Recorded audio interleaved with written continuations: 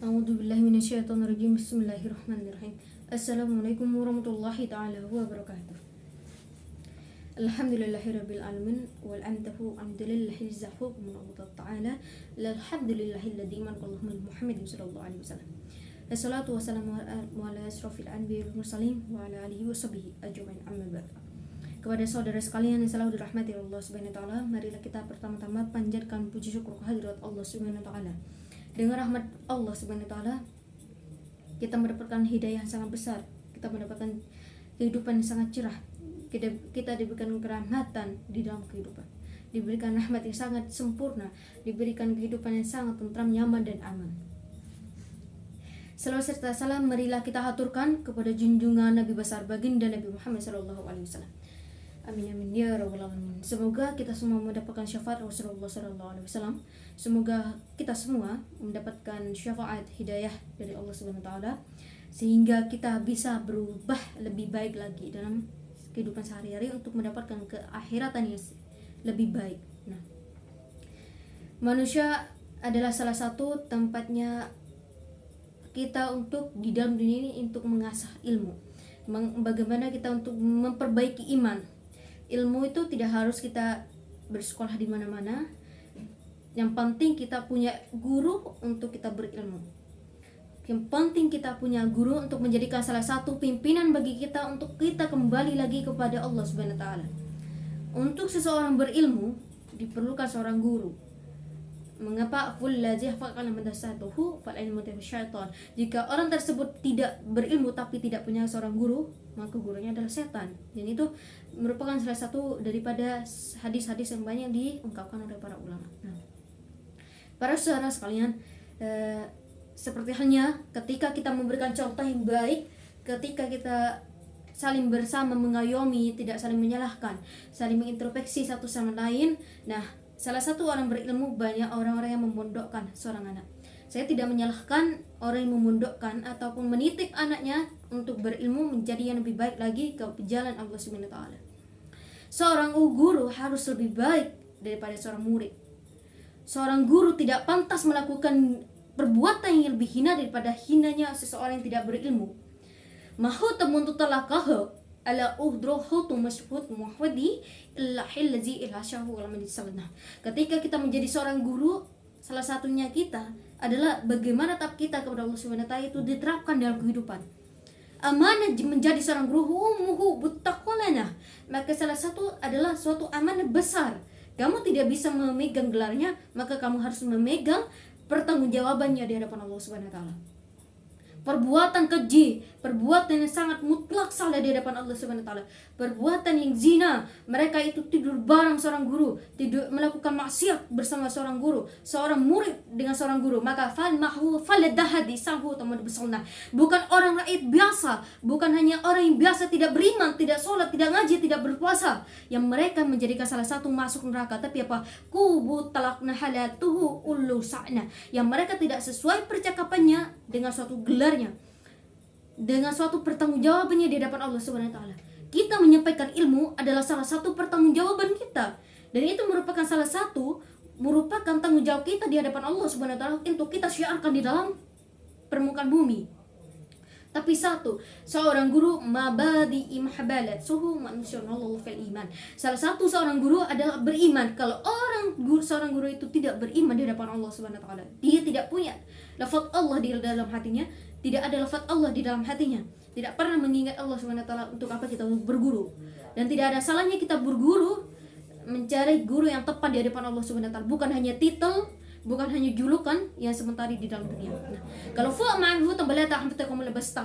banyak sekali perbuatan keji, perbuatan zina yang mereka lakukan, seorang guru kepada seorang murid. Contoh example bahwasanya seorang guru melakukan zina, melakukan tidur kebo bersama santriwatinya. Apakah mereka pantas menjadi seorang pemimpin?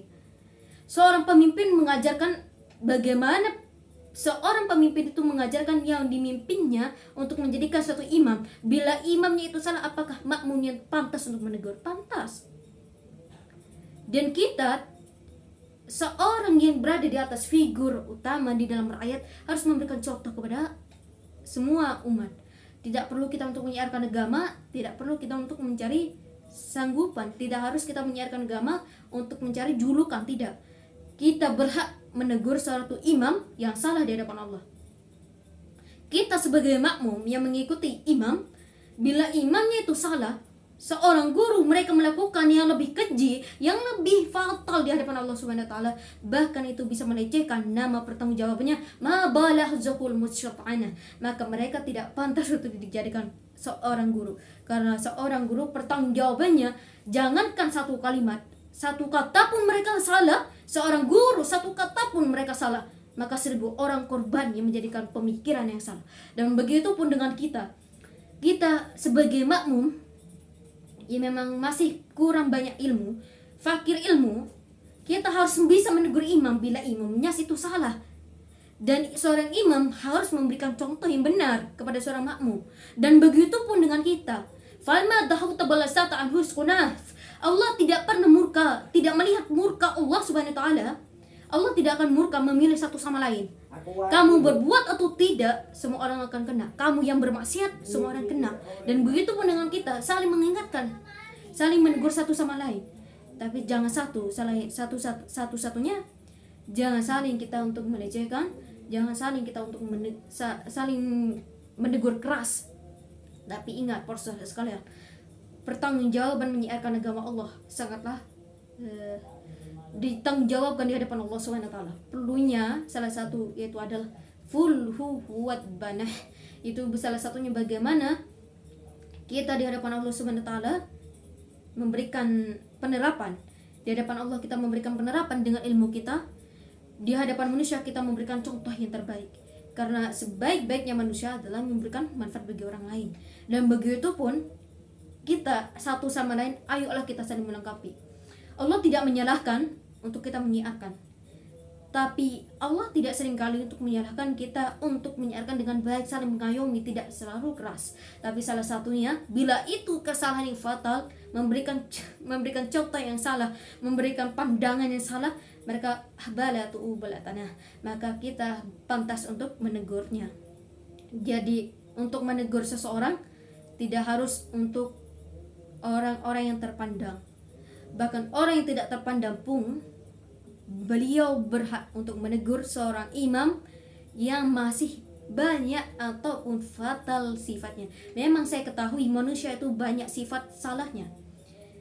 Dan kata satu yang menjadikan salah satu bahan bagi manusia itu, manusia tidak luput dari dosa. Oke.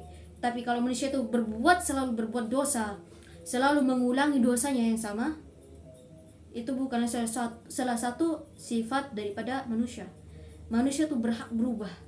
Dan kita kalau kita mengetahui kesalahan kita yang sama, kita tidak pantas untuk mengulangi yang kembali. Kita menjadi seorang makmum, ayolah kita sama-sama untuk belajar, satu sama lain saling mengayomi, satu sama lain saling mengingati. Karena tidak ada salahnya seorang murid memberikan peringatan kepada seorang guru, dan tidak ada salahnya. Dan apabila tidak ada salahnya seorang guru menerima tunjangan, menerima pendapat daripada seorang murid yang menjadikan salah satu kita untuk menjadi yang lebih baik. Karena untuk saling mengingati tidak harus melihat identitas sendiri. Saling mengingati satu sama lain tidak harus melihat identitas kita. Karena satu sama lain di hadapan Allah Subhanahu wa taala itu sama. Yang membedakan adalah iman dan ilmu kita. Falhu rahmatul hudwalana falhu tu'ilmunah falahtumus munafikah edah fali atamadras. Semoga dengan ilmu kita memberikan jalan yang benar. Semoga dengan ilmu kita memberikan jalan yang terang benderang kepada seluruh umat Islam, kepada diri kita sendiri, terutama saya. Apabila ada tutur kata yang salah, saya memohon maaf. Semoga yang saya sampaikan menjadi ilmu yang nafiq, semoga kita mendapatkan ilmu yang menjadikan salah satu bekal untuk nanti di akhirat. Tawal dahiyya antahu wal busana ala ahsarahu wal izana. La haula wala quwwata wali ahma baratan wal syafaati Rasulullah sallallahu alaihi wasallam. Wassalamualaikum warahmatullahi wabarakatuh.